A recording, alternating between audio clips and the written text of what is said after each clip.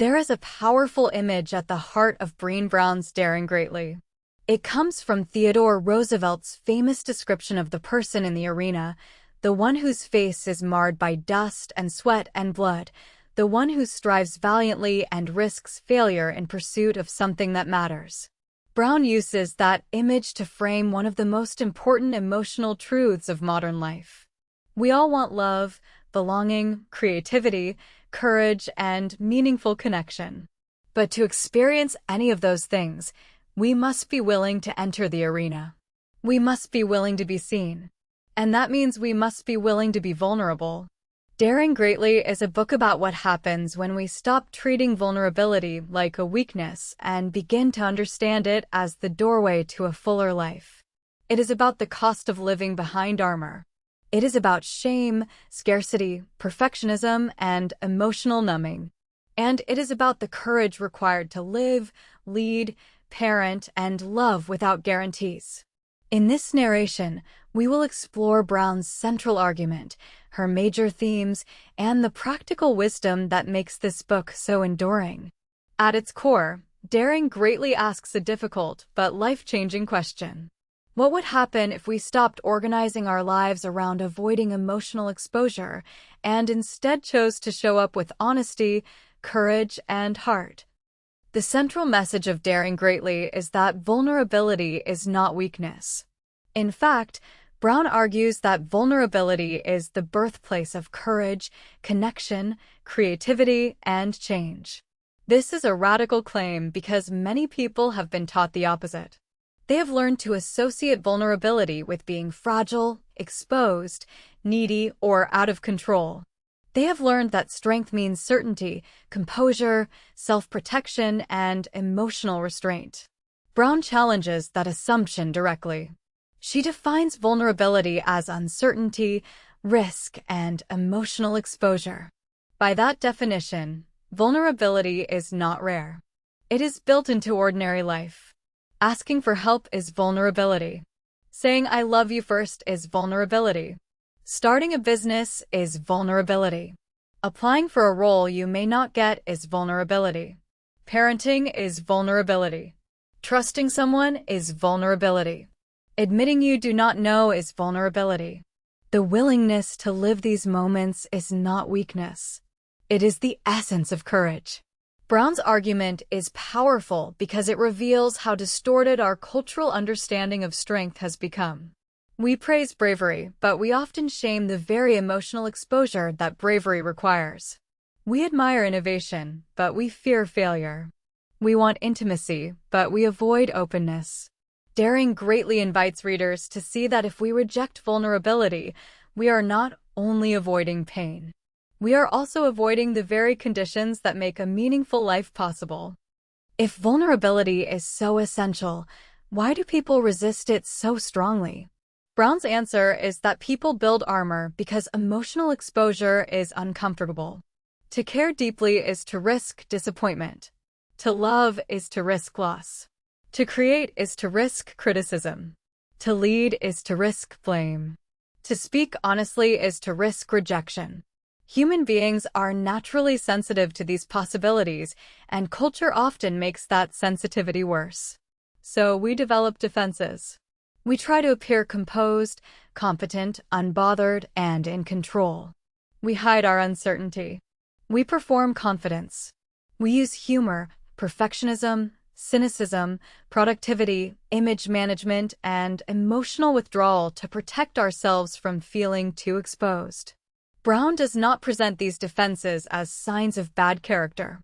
She understands them as human responses to fear. The problem is that armor never works as well as we hope. It may reduce the appearance of vulnerability, but it also blocks intimacy, joy, and authenticity. It keeps us distant from the very experiences we want most. The person who always needs to look strong may never feel deeply known.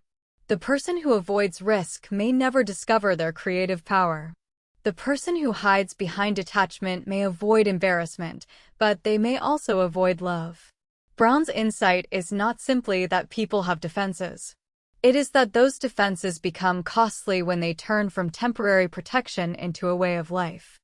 One of Brené Brown's most important contributions in Daring Greatly is her explanation of shame. She defines shame as the intensely painful feeling or experience of believing that we are flawed and therefore unworthy of love and belonging. This is different from guilt. Guilt says, I did something bad. Shame says, I am bad. That distinction matters because guilt can support responsibility and repair, while shame tends to produce hiding, silence, blame, aggression, perfectionism, and disconnection. Shame is not just a private feeling. It is a social emotion. It grows in the fear of disconnection. We are ashamed when we believe that if others really saw us, they would reject us. Brown shows that shame is one of the most powerful forces driving armored behavior. People chase perfection because they are ashamed of imperfection. They numb emotions because they are ashamed of need. They attack or withdraw because shame makes them feel exposed and unworthy. What makes shame especially dangerous is that it thrives in secrecy. The less it is named, the more power it has. This is why Brown places such importance on shame resilience. Shame loses strength when it is met with awareness, language, empathy, and connection. To build shame resilience is not to eliminate vulnerability. It is to become more capable of surviving the moments when shame is triggered without letting it define our identity. That ability changes everything because it allows people to remain open and connected even when they feel emotionally threatened. Brown argues that vulnerability and shame are intensified by a culture of scarcity. Scarcity is the mindset of never enough. Never good enough, never productive enough, never successful enough, never certain enough, never safe enough, never exceptional enough. This mindset does not remain abstract. It shapes how people speak to themselves, how they compare themselves to others, and how they move through relationships, work, and parenting. Scarcity creates chronic anxiety because it teaches people that they are always on the edge of deficiency. Even when things are going well, the mind scans for what is missing. Brown observes that scarcity often becomes the soundtrack of modern life. People wake up feeling behind, spend the day trying to prove their worth, and go to sleep feeling like they did not do enough. In that environment, vulnerability feels especially threatening because people already feel they are standing on unstable ground. If I am barely enough as I am, then being seen clearly feels dangerous. This is one reason shame and scarcity reinforce one another. Brown's broader point is that many emotional struggles are not only personal, they are cultural. People do not suffer in a vacuum. They live in systems that reward performance, image, speed, and comparison. Daring Greatly helps readers step back and recognize how these cultural messages shape the fear of vulnerability. That recognition matters because it allows people to question the standards they have absorbed instead of measuring themselves against them forever. One of the strongest shields against vulnerability is perfectionism, and Brown is especially careful in how she defines it. Perfectionism is not the same as striving for excellence. Healthy striving is rooted in growth, learning, and effort. It asks, how can I improve? Perfectionism asks something very different. It says, how can I avoid judgment, criticism, blame, and shame? That difference is crucial. Perfectionism is not really about becoming better. It is about trying to secure approval and emotional safety through flawless performance. Brown argues that perfectionism is seductive because it presents itself as responsibility, discipline, and high standards. But beneath it is often fear. If I say the right thing, look the right way, achieve enough, and make no mistakes, then maybe I can avoid the pain of being exposed as inadequate. The tragedy is that this strategy never works. Perfection is unattainable, and even temporary success does not create peace.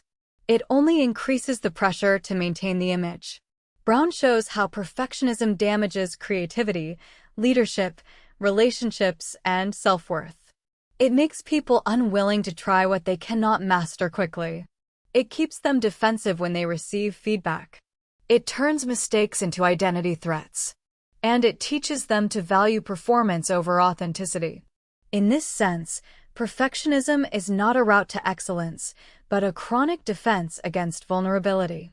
Letting go of it does not mean lowering standards. It means choosing courage and truth over the exhausting fantasy of being beyond criticism.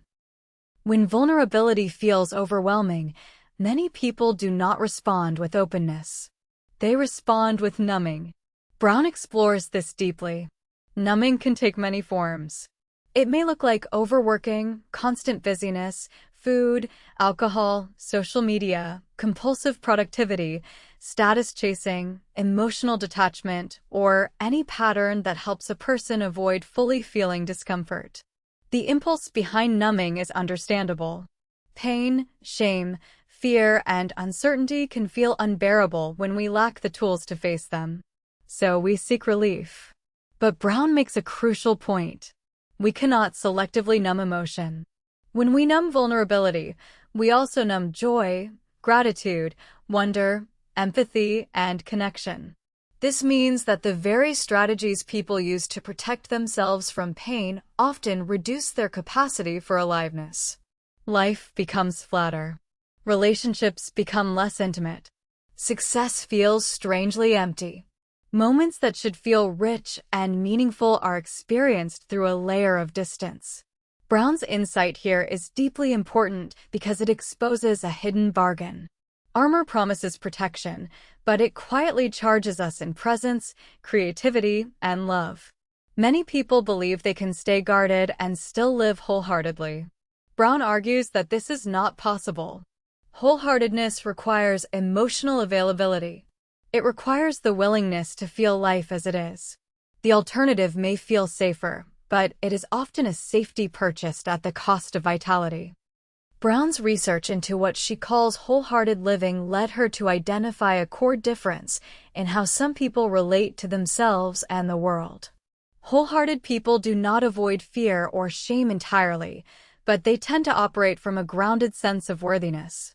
They believe, at a basic level, that they are worthy of love and belonging. This does not mean they are arrogant, perfect, or always confident. It means they do not organize their entire lives around proving they deserve connection. That distinction is profound. If you believe love must be earned through performance, you will constantly manage how you are seen. If you believe belonging depends on being impressive, pleasing, or flawless, you will naturally fear vulnerability. But when worthiness is less conditional, there is more room for honesty, more room for boundaries, more room for recovery after failure, more room for asking for help. Brown suggests that worthiness is one of the foundations of courage. A person who feels fundamentally unworthy will likely experience every risk as a threat to identity. A person with a more stable sense of worth can take risks without collapsing when things go badly. This theme runs quietly through the entire book. Daring greatly is not just about becoming brave in isolated moments. It is about gradually developing a way of being that is less dependent on external validation. That shift allows people to participate in life more freely because they are no longer trying to earn the right to exist as imperfect human beings. Relationships are one of the clearest places where Brown's ideas become real. Most people say they want love, trust, and belonging. But all of those experiences depend on vulnerability. To love someone is to allow uncertainty. To trust someone is to release total control. To belong is to be seen without guarantee of approval. Brown shows that relationships become shallow or strained when people try to avoid these risks. They hide what they feel, perform what they think others want, or stay emotionally guarded to prevent disappointment. But guardedness also blocks intimacy. It prevents genuine connection because connection requires reality. It requires the courage to reveal needs, fears, hopes, disappointments, and truths. Brown is especially insightful in pointing out that the fear of vulnerability often creates the very disconnection people most want to avoid. We protect ourselves from rejection by becoming hard to reach. We protect ourselves from disappointment by withholding depth. We protect ourselves from hurt by acting as though we do not care. Yet these strategies often leave us lonely. Daring greatly invites readers to stop confusing emotional distance with strength. Real strength in relationships is the capacity to stay open enough to be known, while also strong enough to hold boundaries and self-respect. Love is not the absence of vulnerability. Love is one of its purest forms. One of Brown's most memorable ideas is what she calls foreboding joy. This is the habit of feeling happiness, love, or gratitude and then immediately imagining loss. A parent watches a sleeping child and instead of simply feeling tenderness, the mind flashes to fear. A person feels deeply in love and suddenly braces for heartbreak. A moment of success arrives and is quickly followed by anxiety that it will all disappear. Brown describes this as dress rehearsing tragedy. It is the mind's attempt to protect us from vulnerability by anticipating pain in advance. If we expect the worst, perhaps we will not be caught off guard. But the real effect is that it robs the present. It interrupts joy before we can inhabit it. Brown's response to this pattern is not denial or false positivity. It is gratitude. Gratitude helps anchor us in what is real and good now, without requiring certainty about the future. This theme beautifully captures one of the book's central insights. Vulnerability is not only present in painful moments. It is also present in beautiful ones. Joy itself is vulnerable because joy can be lost. To live wholeheartedly, then, is not just to tolerate risk and hardship. It is also to allow ourselves to fully feel what is precious without trying to blunt it through fear. Brown's chapter on parenting is especially compelling because it moves from theory into one of life's most emotionally charged responsibilities. Her message is not that parents should protect children from every difficulty. It is that parents should model worthiness, courage, and emotional honesty rather than using shame, perfectionism, or control as tools of development. Brown argues that children are exquisitely sensitive to how adults handle vulnerability. If parents are obsessed with image, performance, and external approval, children will absorb those values. If parents cannot tolerate imperfection in themselves, they often cannot tolerate it in their children. This can create homes where love feels conditional, where failure feels dangerous, and where children learn to hide rather than tell the truth. Brown encourages something very different. She suggests that the goal is not to raise perfect children or to prove parental success through children's achievements. The goal is to raise children who know they are worthy of love and belonging even when they struggle, fail, or disappoint. That kind of environment does not eliminate accountability. In fact, it makes genuine accountability more possible because children are less likely to collapse into shame. Brown also reminds parents that they cannot transmit what they do not practice. If they want children to be resilient, they must face their own emotional lives. If they want children to be courageous, they must model vulnerability. Parenting, in this view, becomes one of the deepest arenas for daring greatly. Daring greatly extends far beyond private emotional life. Brown argues that vulnerability is essential to leadership, innovation, and healthy organizational culture. Many workplaces reward control, certainty, and invulnerability, at least on the surface. Leaders often feel pressure to project confidence at all times, to avoid uncertainty, and to keep emotions out of professional life. But Brown shows that this kind of armor weakens trust and creativity. Innovation requires risk. Honest collaboration requires openness. Accountability requires difficult conversations. None of these can happen well when people are consumed by shame or fear of being exposed. Brown makes an important distinction here. Vulnerability in leadership does not mean oversharing or abandoning responsibility. It means being willing to say, "I do not have all the answers." It means giving and receiving feedback honestly. It means setting clear expectations without humiliation. It means owning mistakes instead of hiding them. It means building cultures where people can take smart risks without being shamed for imperfection. Teams become stronger when people are trusted as humans, not managed only through fear or image. Brown's view of leadership is deeply relational. The strongest leaders are not those who appear untouchable. They are those who can stay grounded, truthful, and connected in the middle of uncertainty. In that sense, leadership is another arena in which vulnerability becomes a source of courage rather than a threat to authority.